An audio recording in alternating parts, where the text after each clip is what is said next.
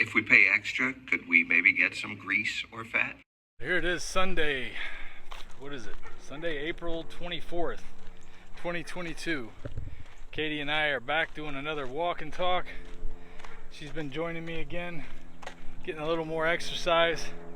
It's just nice to see the family joining in. You know, my boys actually, Levi was with us on the first mile that we went, and here she is doing the first and third mile with me, so we're getting some exercise in, and we're doing our 100 squats too. She's been doing it every other day, so it's something just to get caught up, something she hasn't been doing any of, so she's taking it a little bit easy, breaking it in, and that's how you should do it too. If you haven't been doing any exercise in a while, maybe 100 a day is a little bit too much to start with, but do 100 every other day, or 50 a day, or whatever is a little bit easier for you, and build up to where you can do 100 a day if you have to. But just don't do anything that's going to hurt yourself. But don't be afraid to push a little bit too. So it's a rough line you got to walk, because you want to be able to push down as low as you can on those squats to really get the full benefit of it. And it's actually more important to do a bunch of them with good form than it is to do a certain number. Hey, we gotta get some squats in here. I just did one. Yeah, stopping to pick up a rock does not count as a squat. But anyway, in the news today, actually Katie did mention something that she heard on the radio they were talking about. What were you saying, Katie? About fires at meat plants or something? Yeah, there was I forgot the lady's name, but now that I'm listening to local radio more, I can know what's going on locally instead of listening to my podcast so much. She mentioned that a bizarre number of fires in meat processing plants. Oh, I don't know exactly what it is. I just know I know that after she mentioned that to me, I went online and I didn't see like one particular story pointing to a bunch of different fires, but I did see several stories from last year, late last year and early this year, yes, that indicated there had been a number of fires at different meat processing facilities, yes, of some kind or another. And I don't know if it's unusual, this number of fires at meat processing places. I don't know how many meat processing places there are in the country like this. I do know there's only 4 major meat packers, you know, the major companies that do everything, and one of those companies is Tyson. And Tyson Georgia had a major fire by where we lived. Yep. There was a whole bunch of people that lost their jobs, yep, after the fire in the where was that? Was that in Terrell County? It was in Terrell. outside of Albany. It was outside of Albany. So I don't know if it was part of Doherty County or not.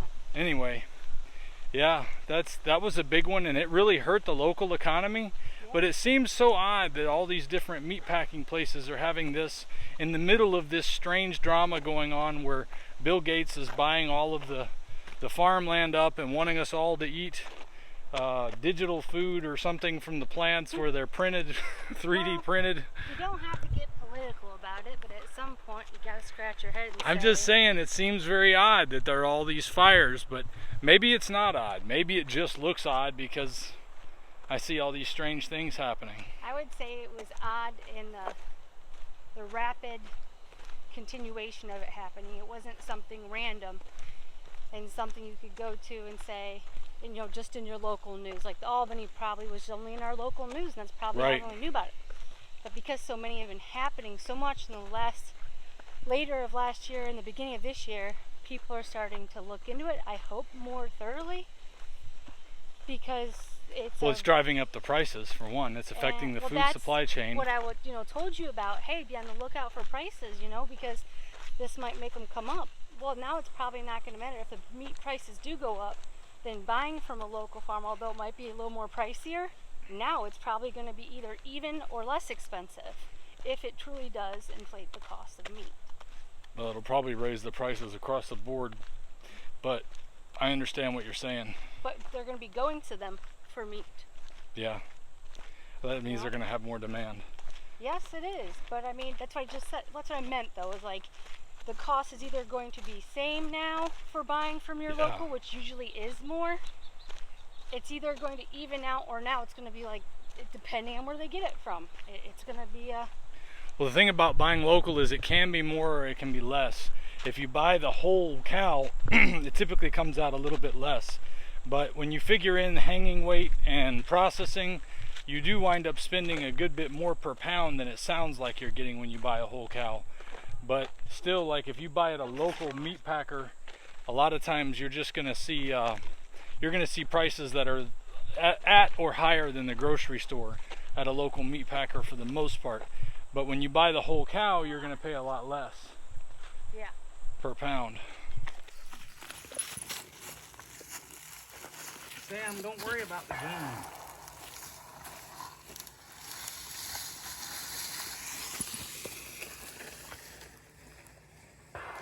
Where's Daddy going? Where's Daddy going? Go get him. Go get him.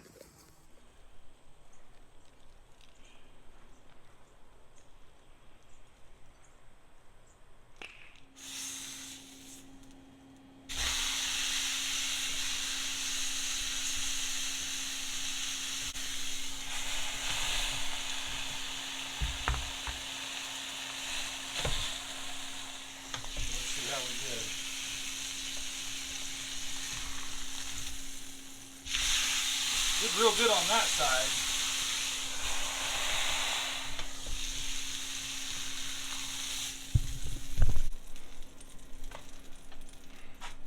Boy, it sure looks good.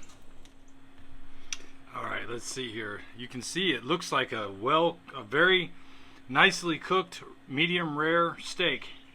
Now let's see how it comes out. I'm going to try to cut a smaller piece here so I can enjoy this. Well, it's definitely no ribeye, but it is very tender. Yeah, this is good. Let me try something else that would be interesting to go with it. Let's see if I can heat up this fat a little bit.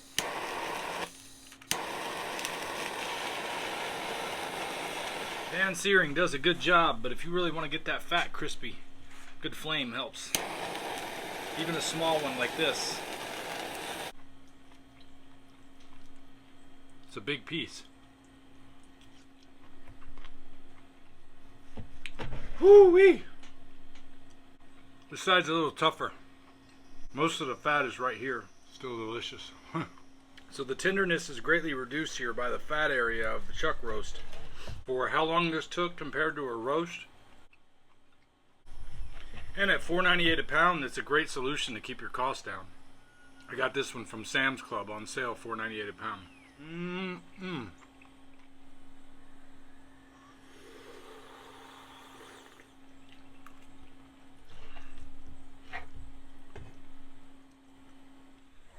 So here we go after, I cooked this to a medium temperature of, I think it was 140 degrees, so that Katie would enjoy it a little bit more. And you can see here, this is what it looks like cooking that same, that was the last piece that was still left from the one that I ate earlier.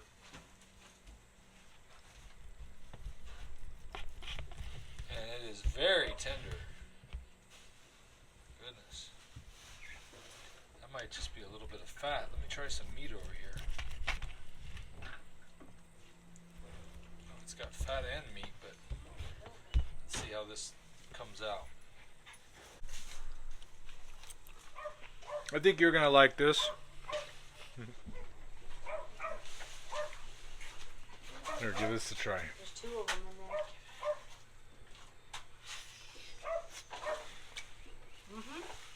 That's good. That's chuck roast. If we pay extra, could we maybe get some grease or fat?